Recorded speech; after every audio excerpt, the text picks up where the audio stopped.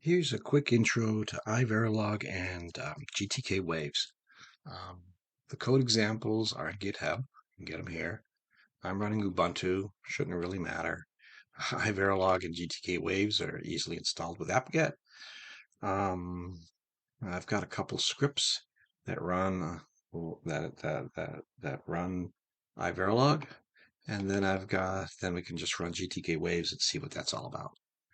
So let's minimize this. And let's go over to here. Let's start with a clean slate. And so I've got a script called .compile. Let's see. And that's compile.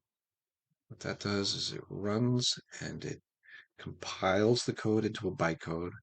And then I have another script called run, cryptically called run.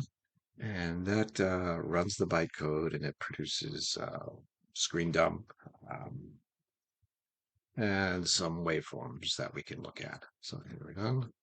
All right, so this is what it dumps to the screen. Most of this comes out of the test bench. We'll talk about that in like the one or two next videos. In this one, it's just printing out the time that the LED changed from 1 to 0, and back to 0, 0 to 1, and how much time it took from this transition to this transition, which is, in this case, 256 clocks, which is, I guess, what we expected because it says pass. And then eventually at the end, it comes back and it says all the time durations were correct. So the test passed. Now, let's see, we take a look at the scripts. Just see what it's all about. They're really simple. All right, so this script here just runs iverilog, which is the compiler that converts this source code, this Verilog source code, into this executable VPP bytecode. And then if we do a cat ./run, it's another very simple script. And all it does is it does VPP, which is kind of like, you can view it as like the Java execution engine, where it runs this bytecode. And that's all it does. When we have a little message, feel good message at the end. So that's all it does. And then at the end, we get this test VCD file right here, which is the wave file. It's a text file. We can look at it, but let's not. GTKWaves and test VCD. And we hit a return. Oh, it comes up with a little surfer guy. Nice little window. Let's maximize the Icarus Verilog window. Sorry, the GTKWave window. It's got 3 panes. This pane here is for the hierarchy. See right now, there's a simple hierarchy of the top level test bench and the lower level device under test, which is our blue key design.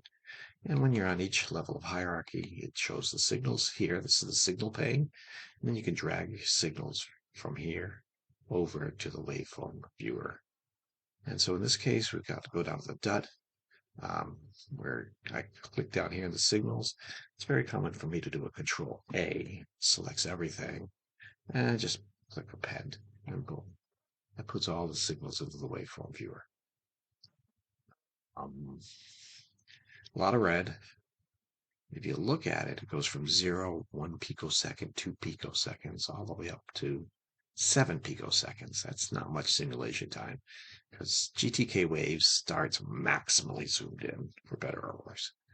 So let's get maximally, let's see, unzoomed. So you can zoom out, you can zoom in. It's a zoom fit. That's what we want. Click on this, left click on the zoom fit, and there we are. So now we can see the clocks are really solid green bars, and counts as solid green bar. Reset is a solid high. These green bars means it's changing really fast. The LEDs, you can see it pulsing nicely. One of the nicer things that GTKWaves lets you do is you can right click and hold and drag, and that will go and let you zoom in on an area.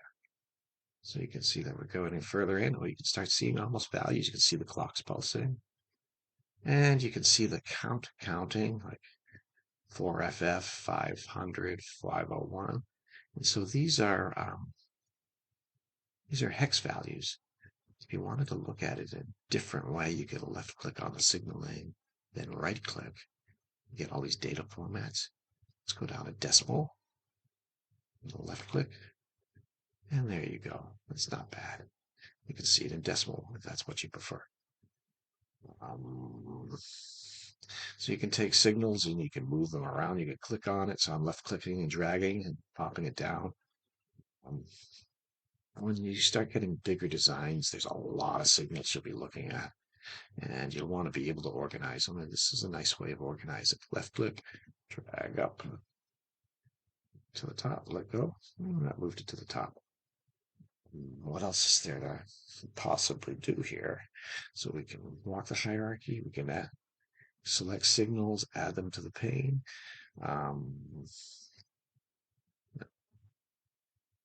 You can right click, insert a comment if you want to. And sometimes that helps you find out what you want to do. Find out, to group signals. I mean, when you get a lot of hundreds of signals, it really helps to be able to organize them. Say you didn't like green, you can like left click on a signal, right click, color, and I don't know, make it orange. And now that makes it stand out from the other signals, which again might be helpful if you have a lot of signals. And I believe that's about all you really need to get started with GTKWave. It's a nice little program. I like it. See, so I'm going to close this guy out. And I think that's about all we have for today. So I'm going to a shift print screen, which should shut down the screen, the Share X screen recorder. Here we go. Shift print screen. Oops, let's do it up here. Shift